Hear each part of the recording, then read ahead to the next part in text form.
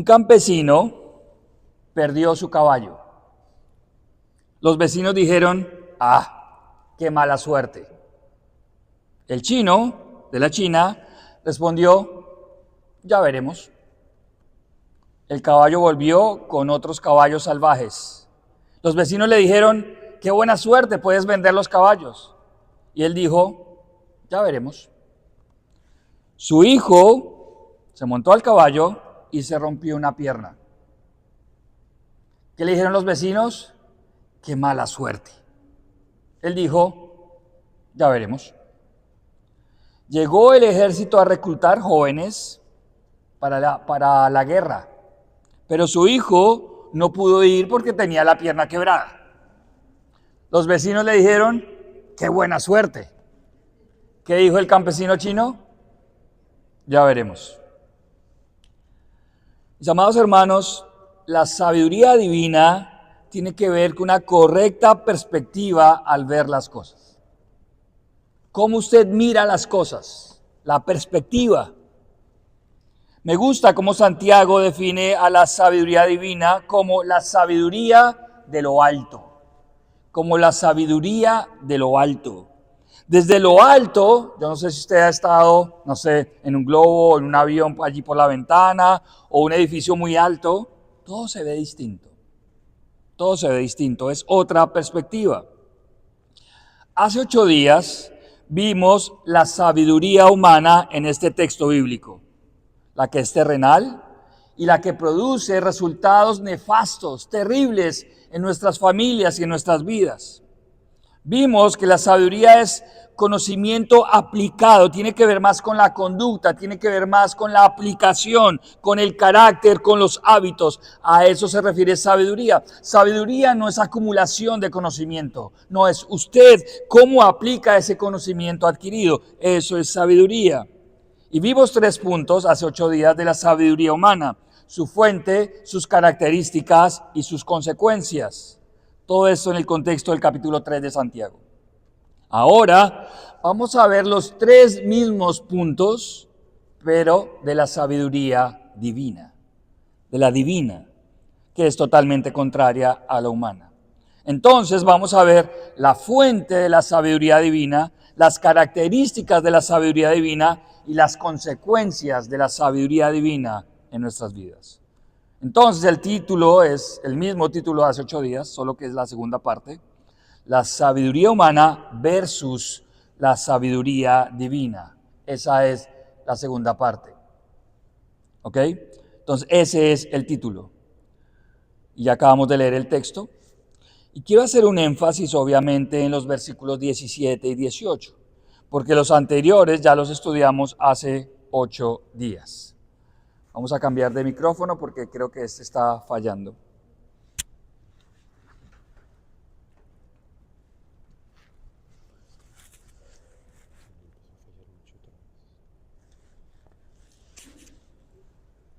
Gracias. ¿Me escuchan? Sí. Listo. Entonces vamos a hacer un énfasis en el 17, en el 18, porque esos versículos hablan de la sabiduría divina. Y estuvimos el primer punto. Dijimos que la fuente de la sabiduría humana es el corazón del hombre, eso lo dijimos hace 8 días. El contraste que Santiago utiliza mucho en este texto, utiliza mucho el contraste, habla aquí. La fuente de la verdadera sabiduría proviene de lo alto. Mire el versículo 17. Pero la sabiduría que es de lo alto, que proviene de Dios. Lo que quiere decir aquí Santiago es que Dios es la fuente de la sabiduría verdadera. Es la sabiduría divina. Parece obvio, pero tiene implicaciones profundas. Santiago comienza el verso 17 con una palabra que nos deja ver claramente el contraste entre las dos sabidurías. Mire cómo comienza el verso 17. Pero, hay un contraste. Y después viene la aclaración. Pero la sabiduría, dice Santiago, la otra, la diferente a la humana, proviene de lo alto. Es una figura retórica, es una figura del idioma, es una figura literaria.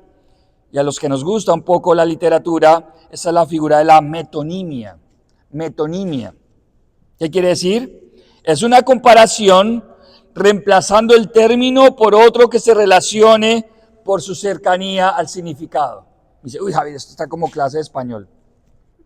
Se lo repito porque es interesante, que es la metonimia, una comparación que reemplaza el término por otro que se relacione por su cercanía en el significado. Le voy a dar unos ejemplos rápidos. Juró lealtad a la bandera. ¿Está jurando lealtad a la bandera, a la tela o al país? Al país. Es una figura retórica.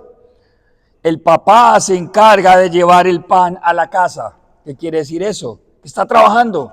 ¿Por qué? Porque el pan se relaciona a la casa.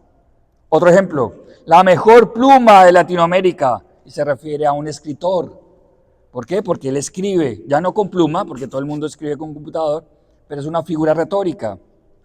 Lo logró con el sudor de su frente, con esfuerzo, con trabajo. Esto es una metonimia, una figura retórica. Y Santiago utiliza una metonimia. ¿Por qué? Porque él dice que la sabiduría es de lo alto. ¿Pero qué se refiere con lo alto? Que Dios tiene su morada en los cielos, en lo alto, pero Santiago no está pensando en el lugar. Santiago no está pensando en el trono de Dios, está pensando en alguien. Está pensando en Dios mismo. En Dios mismo. Por eso es una figura retórica. La sabiduría que es de lo alto es la sabiduría que proviene de Dios mismo. Jesús mismo nos enseñó a orar, Padre nuestro que estás en los cielos. Dios está en lo alto, Dios está en los cielos, allí está el centro de sus operaciones. Sin embargo, esto no quiere decir que solo esté contenido allí como una especie de burbuja o de cárcel. No, Él está en todo lugar, Él está acá, es omnipresente. Dios está aquí. Entonces lo que nos quiere decir Santiago es que la sabiduría verdadera proviene de Dios mismo, de su naturaleza, de su esencia. De allí viene su fuente. Reflexionemos por un momento. Dios nos está ofreciendo su propia sabiduría. La sabiduría que Él tiene se la ofrece a sus hijos, a los creyentes. La sabiduría de Dios que Él tiene está disponible para usted y para mí, para los que buscan a Dios, para los que tienen una relación con Él, para los que le aman, y le respetan y le temen. El gran sabio Salomón lo resumió de una manera contundente. Proverbios 1:7. El principio de la sabiduría es el temor a Jehová. ¿Quiere ser sabio? Comience por el temor a Jehová. La sabiduría del cielo está disponible para simples mortales como usted y como yo. Esto es una gran bendición para los creyentes. Ya Santiago lo había dicho en el primer capítulo de su libro, Santiago 1:5. Si alguno tiene falta de sabiduría, pídala a Dios, el cual da a todos abundantemente y sin reproche. ¿Y cuál es la promesa? Y le será dada. Pida sabiduría, la sabiduría del cielo. Dios es generoso y quiere entregar su propia sabiduría a sus hijos. Es una buena oración. Yo lo animo que en su devocional, en el tiempo de oración, usted pueda decir, Señor, dame sabiduría.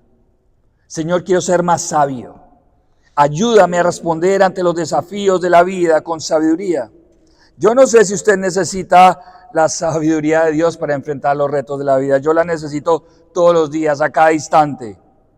¿Cómo responder ante los desafíos familiares? Utilice la sabiduría de Dios. ¿Cómo ser un buen esposo o una buena esposa?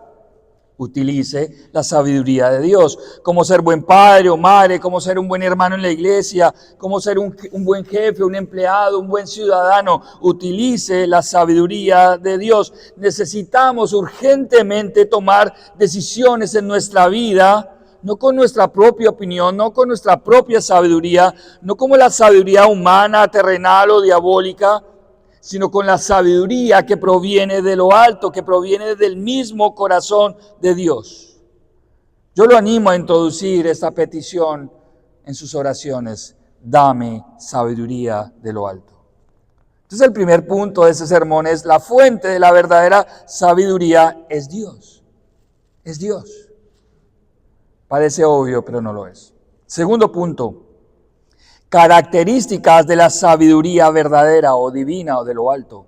Características de la sabiduría de lo alto. Y allí está en el versículo 17, mire lo que dice.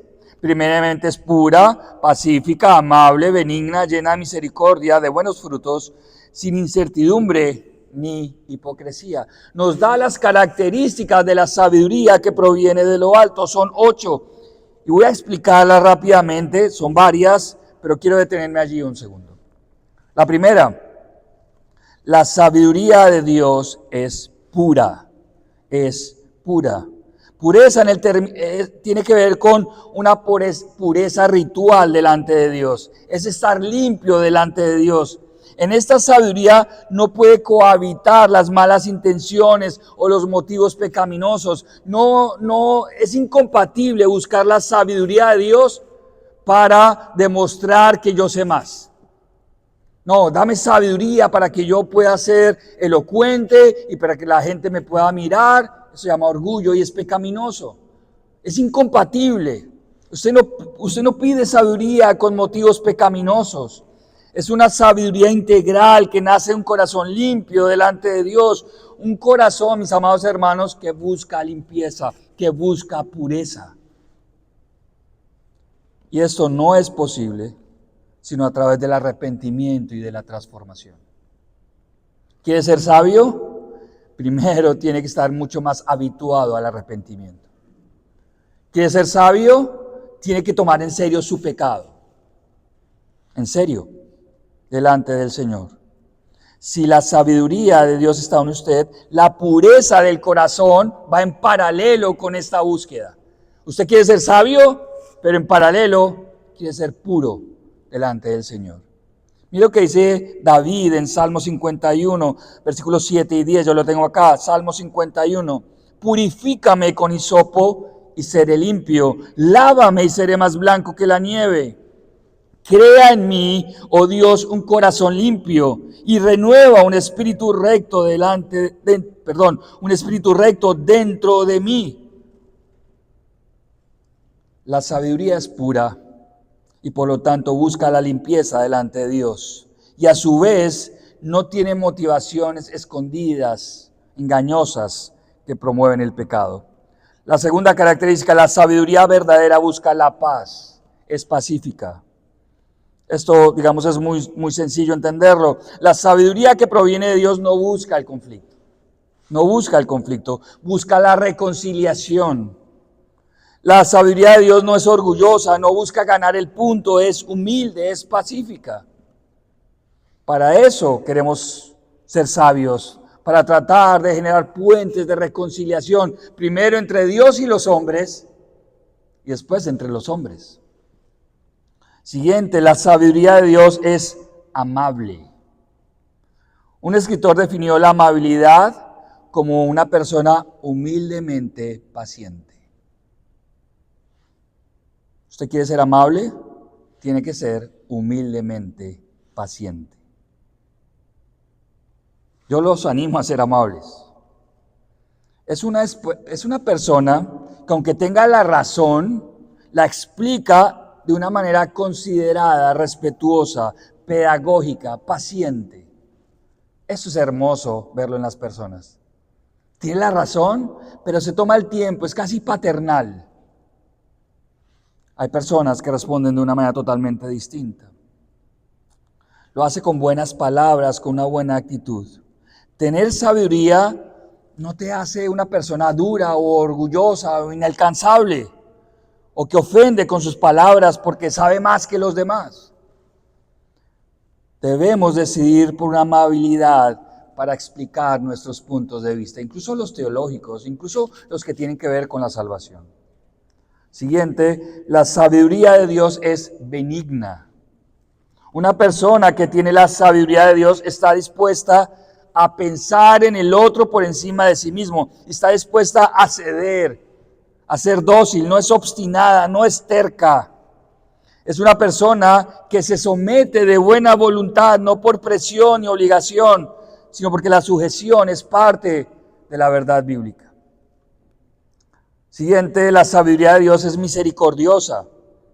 Es una persona que está dispuesta a dar la mano. Es una persona que tiene compasión. Es una persona que entrega su tiempo, sus recursos para ayudar a los demás, que ora por los demás, que visita y anima a los demás. Incluso utiliza sus recursos para ayudar.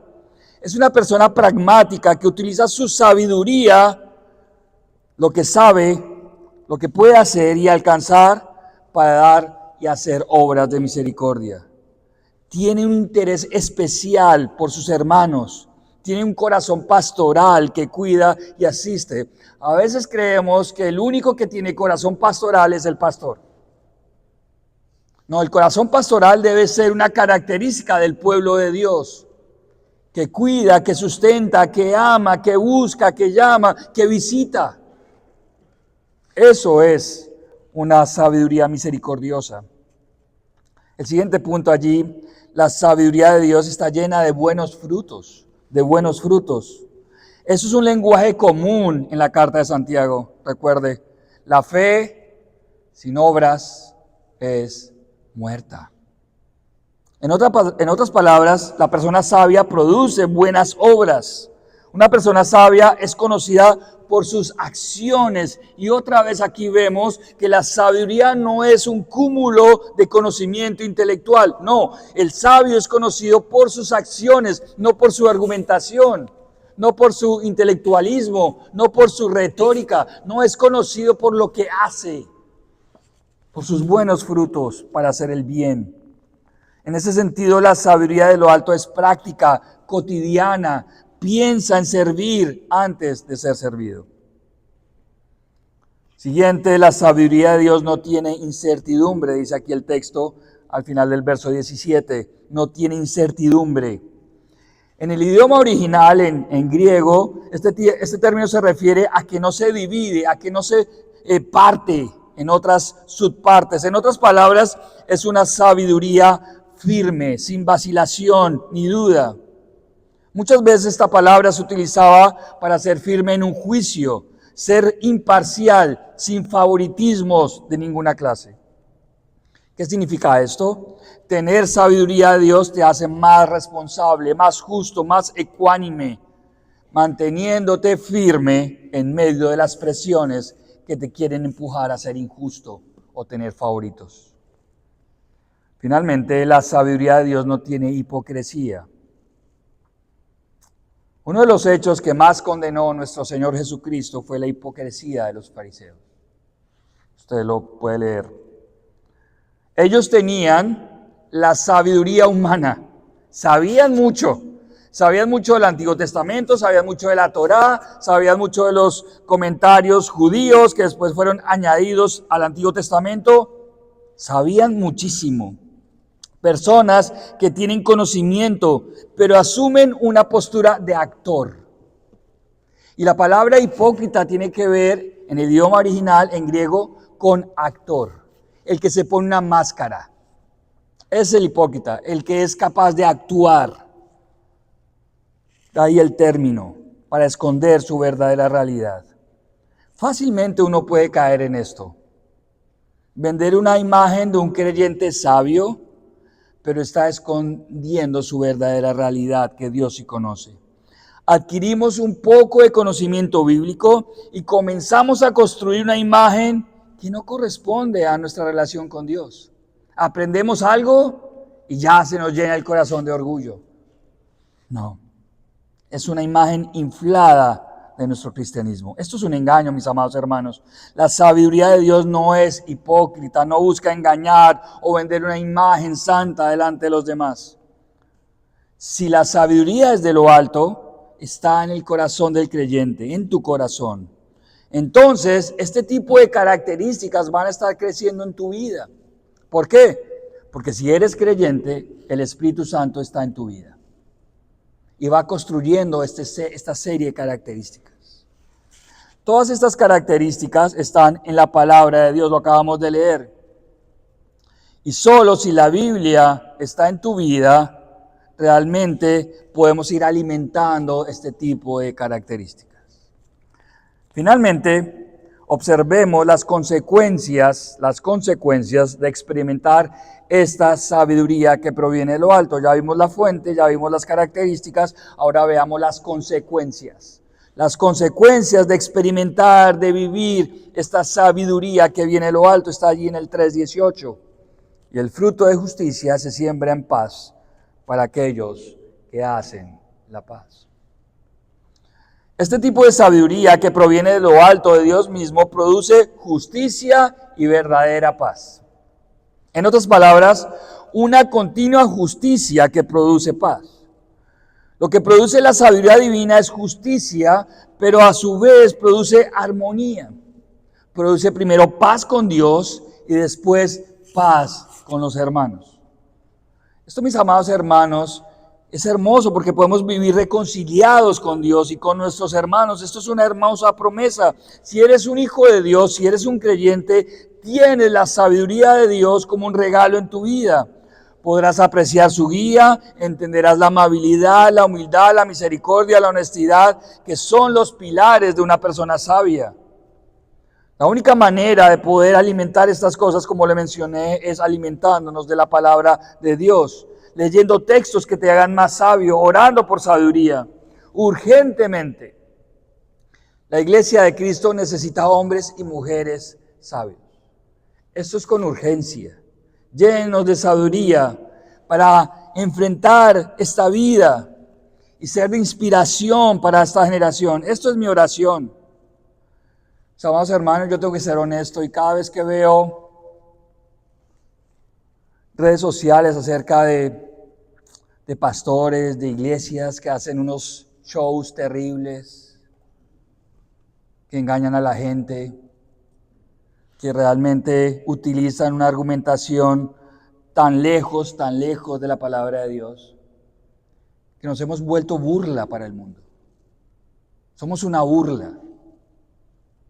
Ser pastor es una burla. Ser cristiano, no, los locos que hacen esas cosas extrañas. Esto es muy triste. Y al pueblo de Dios le ha faltado sabiduría, tanto a los maestros, a los pastores, a los predicadores, como a los que los siguen. Es lo que dice Efesios 1:17 al 18, una oración de Pablo. No ceso de dar gracia por vosotros, Pablo aquí orando por los creyentes de Éfeso. No ceso de dar gracias por vosotros, haciendo memoria de vosotros en mis oraciones, para que el Dios de nuestro Señor Jesucristo, el Padre de gloria, os dé espíritu de sabiduría y de revelación en el conocimiento de Él. Y mire cómo se ve esto, verso 18 de Efesios 1. Alumbrando los ojos de vuestro entendimiento, para que sepáis cuál es la esperanza a la cual Él os ha llamado y cuáles son las riquezas de la gloria de su herencia en los santos. Esto es hermosísimo. Pablo le está pidiendo a Dios, Dios, permíteles ver las riquezas que hay en ti. Quiero dejarlos con algunos pensamientos prácticos. La sabiduría en sí misma es práctica, pero quiero ser aún más práctico. La sabiduría divina nace de mi relación con Cristo. De lo contrario sería legalismo. Si usted estudia todo el libro de Santiago, ya lo hemos hecho, habla de la lengua, habla de mi relación con la palabra de Dios, mi devocional, habla de cómo poder tener obras de fe para que mi fe no sea muerta. Si yo asumo todas estas verdades sin Cristo, es legalismo. ¿Sabe por qué? Porque ni usted ni yo podemos. ¿Cómo podemos decirle a nuestra lengua que hable bien? Es un tema que habla Santiago en el capítulo 3, si no tengo relación con Cristo. No puedo. Es como pedirle a una persona que no es creyente que actúe como creyente. Es imposible. Es imposible. La sabiduría divina nace de mi relación con Cristo. No podemos ser sabios si Cristo no está reinando en nuestro corazón. Debo ser salvo primero. Debo tener al Espíritu Santo en mi vida primero para luego disfrutar de los beneficios de la sabiduría de Dios. Si alguno de ustedes no tiene a Cristo hoy, yo le animo a que lo haga hoy mismo. Que vaya a Cristo, que invoque su nombre y le pida que venga a su vida, que perdone sus pecados y que realmente pueda comenzar una nueva vida en Él. El segundo punto práctico que quiero dejarles esta mañana. La sabiduría divina y también la humana tiene como materia prima los pensamientos. La materia prima de la sabiduría, ya sea humana, diabólica o terrenal o divina, se alimenta de los pensamientos. Usted sabe, y ya lo vimos en Santiago, que usted tiene enemigos de su alma. El sistema de este mundo quiere ir en contra de su alma. Su propia carne va en contra de su alma. El diablo mismo que existe va en contra de su alma. Por eso la Biblia dice que es el enemigo de nuestras almas. Todos estos agentes quieren insertar en su mente una manera de pensar, un mindset allí en su cabeza.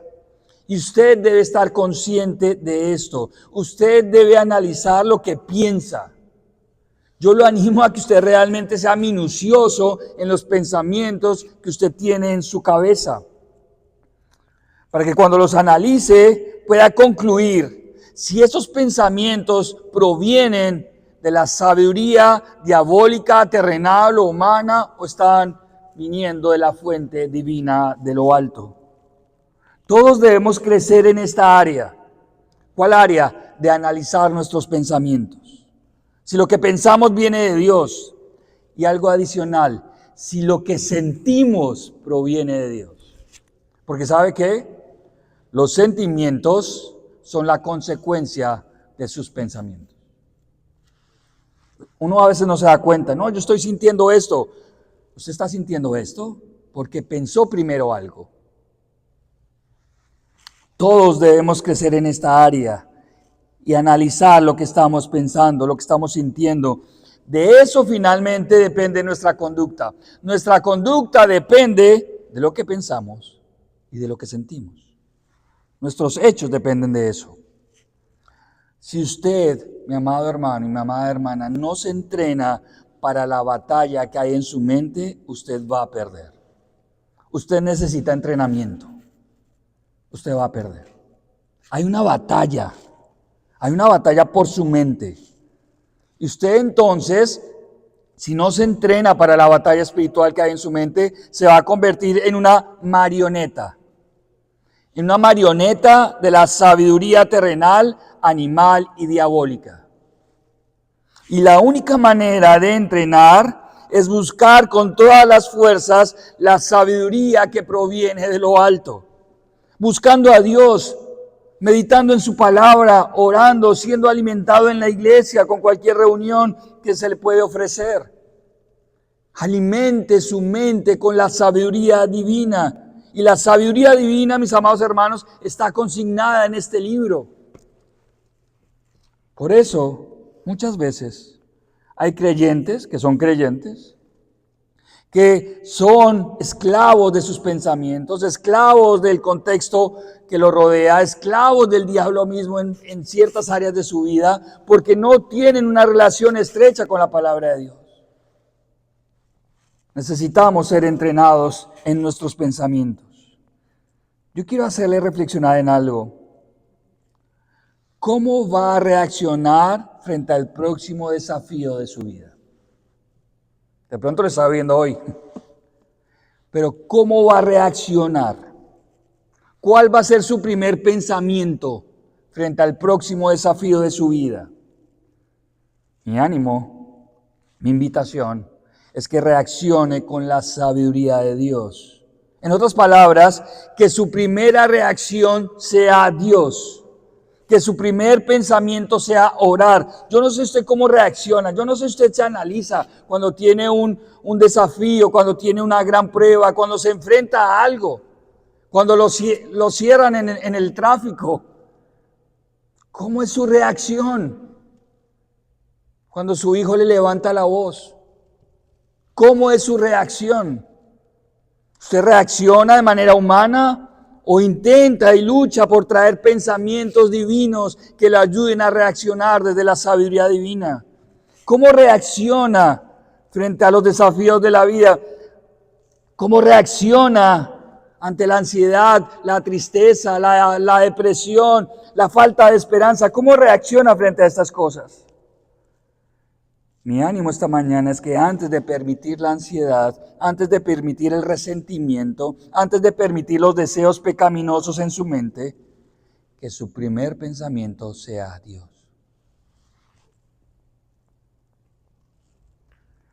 Y una manera práctica de hacerlo es ore. Allí en su mente, allí en el lugar. Señor, dame dominio propio. Señor, filtra mis pensamientos. Señor, trae tu verdad en este momento a mi mente. Ore.